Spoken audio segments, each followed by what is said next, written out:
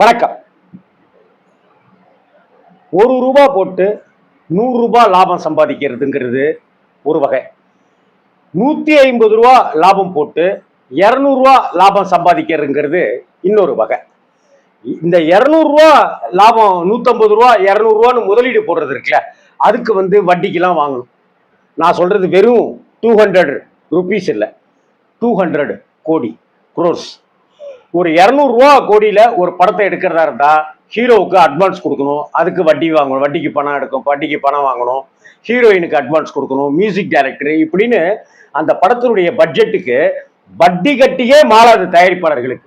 தயாரிப்பாளர்கள் பத்தின அக்கறையோ அவங்கள பத்தின ஒரு விஷயமோ இல்லை. அதனாலதான் KS ரவிக்குமார் சார் மாதிரியான இயக்குனர்களை இன்னைக்கும் ப்ரொடியூசர்ஸ் உடைய டைரக்டர் அப்படின்னு சொல்றாங்க. ஏன் அப்படின்னா, ப்ரொடியூசர்ஸ் என்ன வேதனைப்படுவாங்க, ஐயோ இவ்வளவு செலவாகுமே, ஐயோ இவ்வளவு வட்டி ஆகுதே, அதனால சீக்கிரமா படத்தை எடுத்துடணும் அப்படிங்கிற முடிவுக்கு வர்றதுனாலதான் KS ரவிக்குமார் சார்ன்ட்டு இல்ல, நிறைய இயக்குனர்களை இதுக்கு நம்ம உதாரணமா சொல்ல முடியும்.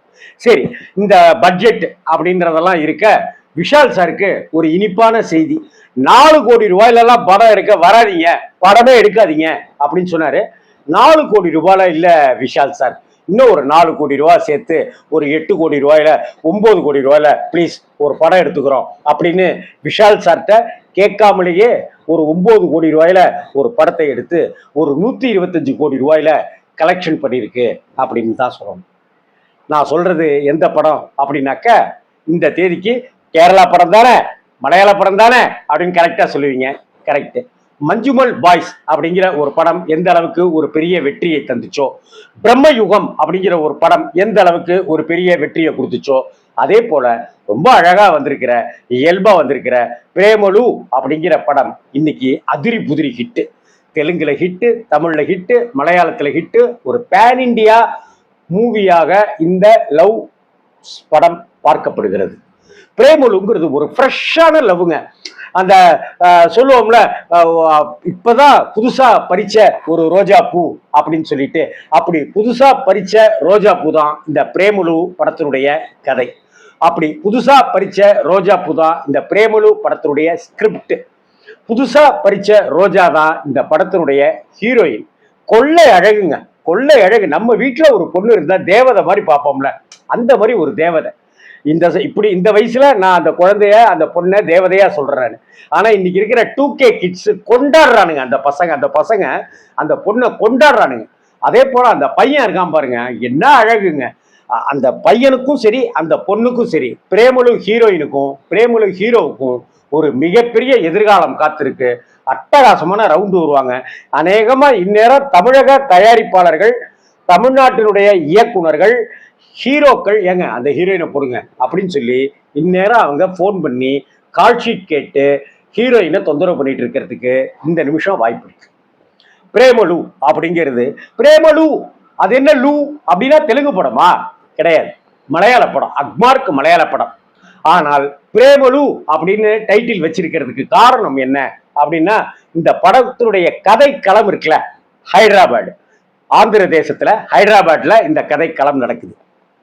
இந்த கதை களம்ங்கிறதுனாலயே பிரேமலுன்னு வச்சிருக்காரோ என்னமோ அப்படின்னு பார்த்தாக்க, தமிழகத்தை சுற்றிய விஷயங்கள், யுவன் சங்கர் ராஜா பற்றிய விஷயங்கள் எல்லாமே படத்துல அங்கங்க வந்துகிட்டே இருக்கு. ஸோ இதுக்கு ஒரு தமிழ் கலரும் அழகா கொடுத்திருக்காரு டைரக்டர். அதே போல மலையாள வாடை வீசுகிற அளவுக்கு உண்டான லொகேஷன் அந்த பக்கமும் ரொம்ப அழகா காண்பிக்கப்பட்டிருக்கு. சரி, பிரேமலு படத்தினுடைய கதை என்ன?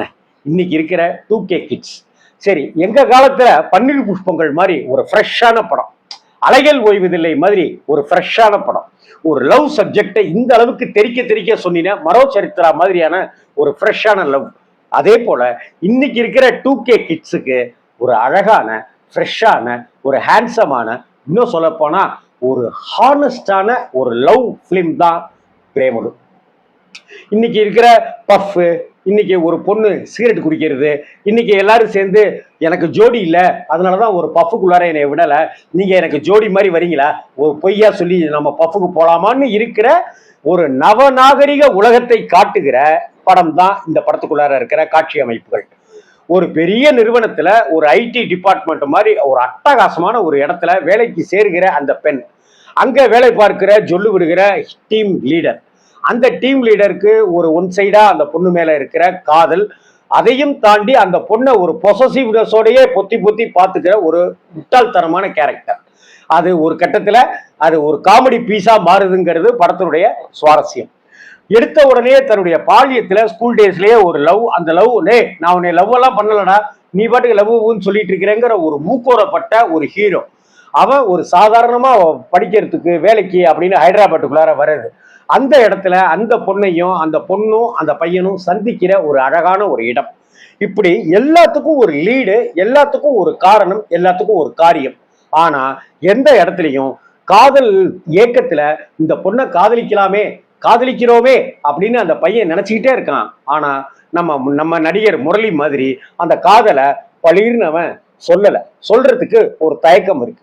அந்த காதலியினுடைய ஹீரோயினுடைய ஃப்ரெண்டு கிட்ட ஹீரோவோட ஃப்ரெண்டு காதலை சொல்றான். ஆனா அவளுக்கு இதெல்லாம் பிடிக்காது அப்படி இப்படின்னு சொல்லிட்டு அவ அங்கேயே கட் பண்ணிடுறான். இப்படிப்பட்ட ஒரு சூழ்நிலையில அவர்களுக்குள்ளார இருக்கிற ஒரு இயல்பான நட்பு, அந்த நட்பு வந்து அந்த ஆபீஸ்ல இருக்கிற டீம் லீடருக்கு ஒரு கோபம் வர்றது, அவன் அவன் மேல இவன் கோபப்படுறது, இப்படியாகவே வளர்ந்துகிட்டு இருக்கிற அந்த காதல் சொல்லப்படுதா? அந்த காதல் மறுக்கப்பட்டுச்சா? அந்த காதல் மறுத்த பிற்பாடு அவங்களுடைய நிலைமை என்ன ஆனுச்சு? இவனுடைய வெளிநாடு போய் வேலைக்கு போகணுங்கிற அந்த கனவு என்ன ஆகுது?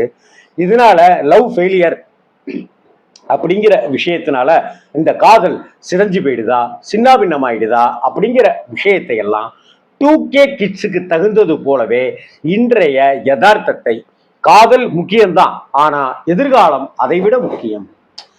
நான் உன்னை காதலிக்க ஆரம்பிச்சிட்டேன்டா, நீ வெளிநாட்டுலாம் போகாதரா அப்படின்னு ஹீரோயின் சொல்லல. நீ என்னை காதலிக்க ஆரம்பிச்சிட்டில, நான் ஏன் வெளிநாடு போகணும், நான் இங்கேயே இருக்கேன், நான் உன்னை லவ் பண்றேன் அப்படின்னு எல்லாம் சொல்லல.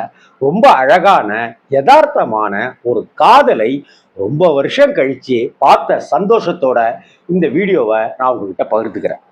படத்துல கலர், ஒரு படத்துக்கு ஒவ்வொரு படத்துக்கும் ஒரு கலர் கொடுப்பாங்கல்ல, இந்த படத்துல அந்த அந்த ஆபீஸினுடைய செட்டப்பா இருக்கட்டும், இந்த திருமண காட்சிகளா இருக்கட்டும், கதாநாயகன் கதாநாயகி சந்திக்கிற இடங்களா இருக்கட்டும், அந்த பீட்சா மாதிரியான ஒரு ஃபாஸ்ட் ஃபுட்டு கடையில ஸ்விக்கி மாதிரியான ஒரு இடத்துல வேலை செய்யற அந்த அவனுடைய கட்டமைப்பு, அந்த காட்சி அமைப்புகளா இருக்கட்டும், ஒரு சின்ன ஒரு மாடியில மொட்டை மாடியில நண்பரோட சேர்ந்து அவன் வாழ்கிற அந்த இடமா இருக்கட்டும், திங்கக்கிழமை நீ இப்போ கட்டில படுத்துக்கணும், செவ்வாய்க்கிழமை நான் கட்டில படுத்துக்கிறேன், புதன்கிழமை நீ கட்டில, வியாழக்கிழமை நான், அப்போ ஞாயிற்றுக்கிழமை டாஸ் போட்டு பார்ப்போம், பூவா தலையா வந்தாக்க யாருக்கு பூ விழுதோ அவங்க தான் கட்டில்ல அப்படின்னு சொல்லுகிற அந்த காமெடியா இருக்கட்டும்.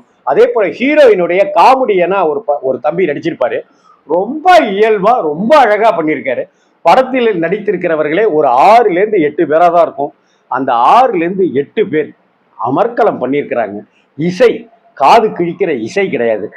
இந்த பஃப்பு, நீ ஜோடியா வரியா பஃபுக்கு போறதுக்கு, ட்ரிங்க்ஸ் பண்றதுக்கு அப்படின்னா இருக்கட்டும், ஒரு பொண்ணு 3 பேர் இருக்கிற ரூம்ல ஒரு பொண்ணு எப்ப பார்த்தாலும் சிகரெட் அடிச்சுக்கிட்டு இருக்கிற ஒரு பொண்ணா இருக்கட்டும், அந்த பொண்ணு வந்து அஜால் குஜால் அலட்டல் அப்படி இருக்கிற ஒரு பேர் வழியா இருக்கட்டும், நான் இப்ப இந்த டின்னை வந்து கோக்கு மாதிரி ஏதோ ஒரு டின்னு, அந்த டின்னை நான் இப்ப மாடியிலேருந்து இப்ப நான் தூக்கி போடுவேன், யார் மேல விழுவுதோ அவங்களதான் நீ கல்யாணம் பண்ணிக்கணும் அப்படின்னு சொல்ல அவ தூக்கி போட அங்க ஒரு தாத்தா கொய்யாமியா கொய்யாமியான்னு கட்ட, இப்படி நான் ஒரு கலைபரமாகட்டும். இதுக்கு ஒரு ட்விஸ்ட் வச்சிருப்பாரு, இதுக்கு ஒரு லிங்க் ஒன்று வச்சிருப்பாரு டைரக்டர், ரொம்ப கிரீஷ் பிரமாதம் பண்ணியிருப்பாரு. அது என்னன்னா, இப்படியாகவே இருக்கிற காட்சிகள்ல எந்த இடத்துலையும் ஆபாசம், எந்த இடத்துலையும் அசிங்கம், எந்த இடத்துலையும் ஹீரோயினோ மற்ற நடிகைகளோ கேமரா ட்ரெஸ் பண்ணிக்கல. அவ்வளவு பாந்தமான காட்சி அமைப்புகள், அவ்வளவு பாந்தமான உடை அமைப்புகள்னு ரொம்ப சந்தோஷமா இருந்தது. நம்ம தமிழ் சினிமாவில் தான் இது மாதிரி பஃபுக்கு போகிறது அப்படி இப்படின்னாக்கா உடனே கிளாமரான ஒரு ட்ரெஸ்ஸு, அங்கம்லாம் பளிச்சுன்னு தெரிகிற மாதிரியான ஆடைகள், க்ளோஸ்அப் ஷாட்டுகள் அப்படின்ட்டுலாம் வச்சு சிச்சி அப்படிங்கிற மாதிரியான முகச்சுளிப்புக்கு ஆளாக்கிடுறாங்க. இவ்வளவு அழகா இவ்வளவு பிரமாதமாக இருந்ததுனால தான் விஷால் அவர்களுக்கு சொல்லிக்கிறேன், 9 கோடி ரூபாயில இந்த படத்தை எடுக்க முடிஞ்சுது. 120 கோடி ரூபாய் வரைக்கும் வசூல் அடைஞ்சிருக்கு இந்த படம். இந்த படத்தை காதலர்கள் மட்டும் இல்லை, ஒவ்வொரு குடும்பத்தாருமே கொண்டாடுறாங்க. ஏன்னா கண்ணியமா காட்டப்பட்டிருக்கு, இளைஞனையும் இளைஞையையும் யுவதியையும் ரொம்ப கண்ணியமா காட்டப்பட்டிருக்கிற, எனக்கு தெரிந்து கடந்த 10-15 வருடங்கள்ல ஏன் காதலுக்கு மரியாதை மாதிரியான ஒரு படம், ஏன் விண்ணை தாண்டி வருவாயா மாதிரியான ஒரு படத்துக்கு பிறகு ரொம்ப அழகான மெல்லிய உணர்வு தானே காதல்ங்கிறது. அந்த காதலை அழகா சொன்ன விதத்திலேயே பிரேமலு மிகப்பெரிய இடத்துல உட்கார்ந்துகிட்டு ராஜாங்கம் பண்ணிட்டு இருக்கிற படமா இன்னைக்கு வந்திருக்கு அப்படின்னு தான் சொல்ல வேண்டியிருக்கு. அந்த இயக்குனருடைய பேட்டியில கூட அவருக்கு இளையராஜா மேல இருக்கிற அதீதமா இருக்கட்டும், யுவன் சங்கர் ராஜா மேல இருக்கிற ஒரு காதலா இருக்கட்டும், அதெல்லாம் கூட அவர் சொல்லியிருக்கிறாரு. இந்த படத்துலையும் அங்கங்க இசையால ரொம்ப அழகாவே அந்த மென்மையான இசை தாங்க, காதை கிழிக்கிற இசை இல்லைங்கிறத கடவுளுக்கு நன்றிடா சாமி அப்படின்னு டிக்கெட்டை வாங்கிட்டு உள்ள போனோன்னே நமக்கு தெரிஞ்சிருக்கு. ஏன்னா இப்ப வர படங்கள்ல எல்லாம் இறைச்சல் தான். கேப்டன் மில்லர் மாதிரியான படங்கள் எல்லாம் எத்தனை தடவை துப்பாக்கியை சுட்டாங்கன்னே நம்மளால கணக்கு வச்சுக்கவே முடியாது. பட பட பட பட பட பட பட பட பட பட பட பட பட பட பட பட பட அடிச்சு துவம்சம் பண்ணிட்டே இருக்காங்க. ரத்தம் தெரிக்குது. லோகேஷ் கனகராஜ் படத்துக்கெல்லாம் வந்தாக்க நமக்கு மூஞ்சியில ரத்தம் தெறிக்கி நம்ம கட்சி எடுத்து தொடச்சிக்கணும். அப்படியான ஒரு உணர்வு இருக்கு. இன்னைக்கு இருக்கிற லோகேஷ் கனகராஜன் இல்ல, கேப்டன் மில்லர்னு இல்ல, எல்லா டைரக்டர் படமும் தமிழ்ல கத்தி எடுக்காத படமே கிடையாது, ரத்தம் திரிக்காத படமே கிடையாது, துப்பாக்கி இல்லாத படமே கிடையாது, வன்முறை இல்லாத படமே கிடையாது, ஆபாசம் இல்லாத படமே கிடையாது. ஆனா பிரேமலு கொண்டாடக்கூடிய ஒரு லவ் சப்ஜெக்ட். குணாங்கிற ஒரு காதல் படத்தை அப்படியே மனிதர் உணர்ந்து கொள்ள இது மனித காதல் அல்லன்னு காதலை அங்க நட்பா சொன்ன மஞ்சுமல் பாய்ஸ் எப்படி இன்னைக்கு 180 கோடி ரூபாய்க்கு மேல வசூலாகி சாதனை பண்ணிட்டு இருக்கோ, அதே போல பிரேமலு அப்படிங்கிற ஒரு படம் 120 கோடி ரூபாய்க்கு மேல வசூல் சாதனை பண்ணிட்டு இருக்கு. தெலுங்குல இந்த படத்தை கொண்டாடுறாங்க. ஒரு தடவைலாம் பார்க்கல, இந்த படத்தை 5 தடவை 6 தடவை 8 தடவை 10 தடவை பார்த்துட்டு இருக்கிற குரூப் தான் இன்னைக்கு ஜாஸ்தியா இருக்கு. 2K கிட்ஸ் மட்டும் இல்லை, எல்லா தரப்பினருக்கும் பிடித்த ஒரு ஃபேமிலி என்டர்டெய்னரான ஒரு அழகான படம். லவ் டுடேல கூட கொஞ்சம் மிதமிஞ்சிய காட்சிகள், கொஞ்சம் செயற்கைத்தனமான காட்சிகள்லாம் கூட இருந்தது. லவ் டுடேல இன்னைக்கு 2K கிட்ஸினுடைய லவ்வை காமிக்கிறது, செல்போனு அந்த இதுன்ட்டு. ஆனால் அது எதுவுமே இல்லாமல் ரொம்ப பாந்தமா ரொம்ப அழகா ஒரு லவ்வபுளான ஒரு லவ் ஃபிலிம் அப்படின்னு இதுக்கு நான் தலைப்பு கொடுக்கணும்னு ஆசைப்படுறேன். பிரேமலு மிஸ் பண்ணிட்டாதீங்க. ரொம்ப அழகான படம். இந்த படத்துக்கு நான் 100க்கு எவ்வளோ கொடுக்கணும் அப்படின்னாக்கா கிட்டத்தட்ட 72 75 மார்க் கொடுப்பேன். இசை, கேமரா, டைரக்ஷன், அந்த நடிகை, அந்த பொண்ணுக்கு அவங்க அம்மா அப்பா திருஷ்டி சுத்தி போடணும், அந்த ஹீரோயினுக்கு திருஷ்டி சுத்தி போடணும். அவ்வளவு அழகு, பேரழகி அவ அந்த குழந்தை. வணக்கம்.